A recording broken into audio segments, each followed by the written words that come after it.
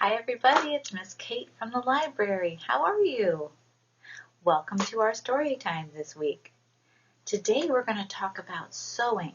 Fabrics and patterns, shiny fabrics. Oh, love, love, love. I love flowers. So pretty. Gingham. Oh, there's so many different patterns that people can choose from to make the clothes that we like, right? Isn't that what makes us want to buy what we do buy at the store? I like this shirt because it has little circles all over it. And I like art, so it makes me happy, and I like the color. It kind of reminds me of donuts, too. Maybe that's why I always get hungry when I'm wearing it. Who knows? Today we're going to read a story about a little girl that's trying to find the perfect material for a special dress that she wants to wear. And it is called A Pattern for Pepper. We're going to learn all about different kinds of patterns and the names of them.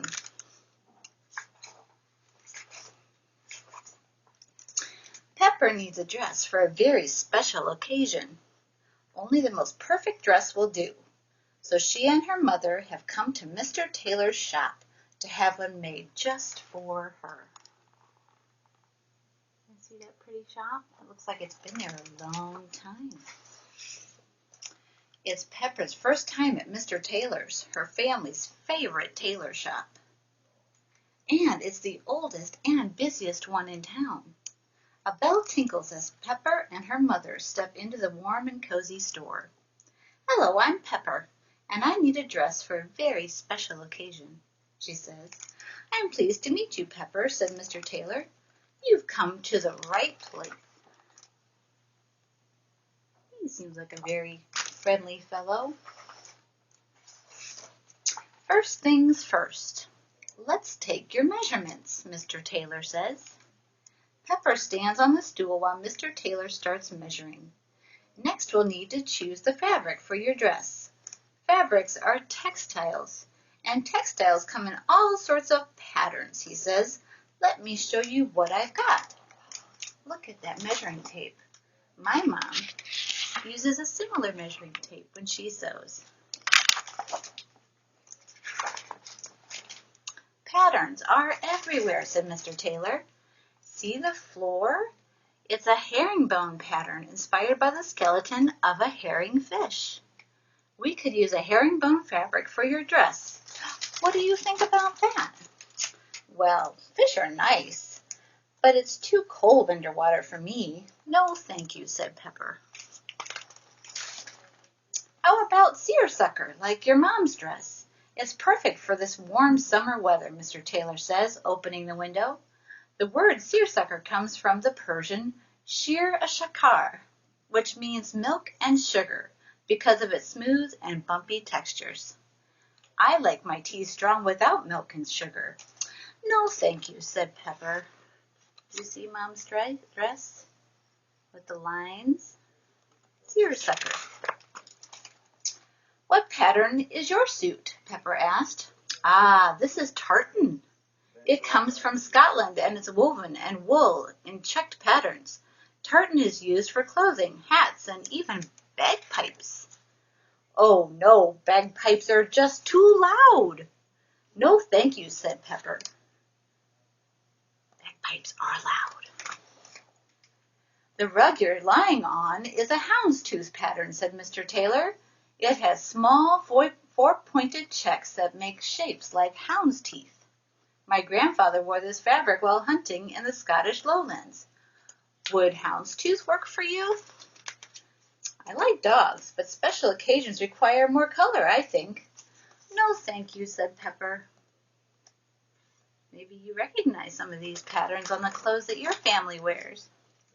"Who is this?" asked Pepper. "Meet Icat," said Mr. Taylor. "He's named after a fabric with fancy hand-dyeing process. Ikat means to bind, to knot, to wind around in the Malay Indonesian language." "That sounds complicated. Yesterday my hair was so knotty it took 4 hours to sort it all out." "No, thank you," said Pepper. It almost looks like a flower if you turn it this way.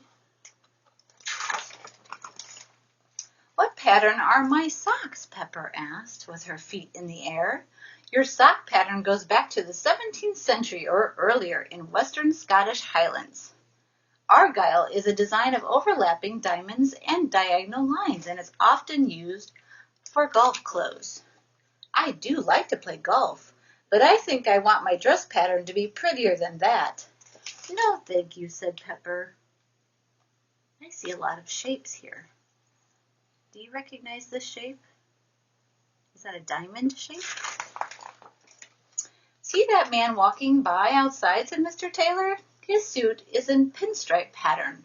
Some baseball teams use pinstripes too, like the White Sox. How would you like pinstripe for your dress?" "He looks kind of glum. I need something extra fun for my special day." "No, thank you," said Pepper. Do you see those lines on the wall? Pinstripe. "Take a look at this photo of your grandma," Mr. Taylor says. "She married a fellow from Switzerland, and I made her wedding dress from a textile created there called dotted Swiss. It's a delicate, lightweight fabric with a small dotted pattern woven on top." "Ooh, pretty. Oh, but too plain for me." "No, thank you," said Pepper. You see those little dots? They kind of look like snowflakes. Oh, I saw a cow. "The chair you're sitting in is made from toile of fabric from France, with hand-drawn scenes of French countryside," said Mr. Taylor. "This countryside looks too busy." "No, thank you," said Pepper. "Mr. Taylor, what if I don't like any of these patterns?" "I, Miss Kate, love toile because I feel like the pictures tell a story. If you look really closely, you'll see people sitting under trees. A lot of times they have animals. Love toile." "Not to worry, Pepper," Mr. Taylor says. "Your perfect pattern is in here somewhere. So let's see. Your pattern has to be pretty and strong. It has to be warm and fun. Not too plain, but not too complicated either. Colorful, but not too busy." He stops and thinks. "Aha! I have just the thing." And he pulls a bolt of fabric from the shelf. Pepper's eyes light up. "That's it! That's the one!" Look at all those different fabrics and different patterns. I wonder which one Pepper picks. Pepper and Mr. Taylor get to work sketching designs for the dress. Because whoever designs clothes, they have to start with a drawing, right? A plan. They draw it out. Oh, and then you see all these different shapes starting to form. When they finish their design, Mr. Taylor draws it on a huge roll of paper, and he cuts out the pieces and pins them to the fabric. I see scissors, I see pins, and he's using the pins to attach the paper to the fabric, see?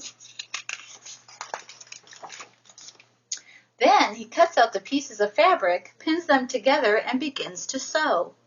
He works all afternoon. When it's time for a fitting, Pepper stands patiently as Mr. Taylor makes a few last alterations. The dress is finally ready. It takes a lot of work to make something so wonderful. "Your perfect pattern is paisley," Mr. Taylor says. "A very old pattern inspired by pine cones, the shoots of a date palm, and pods of cashew fruit.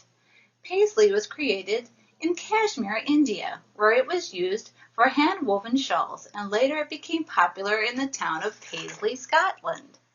That's where the pattern got its name." Pepper hugs Mr. Taylor. "Thank you, Mr. Taylor.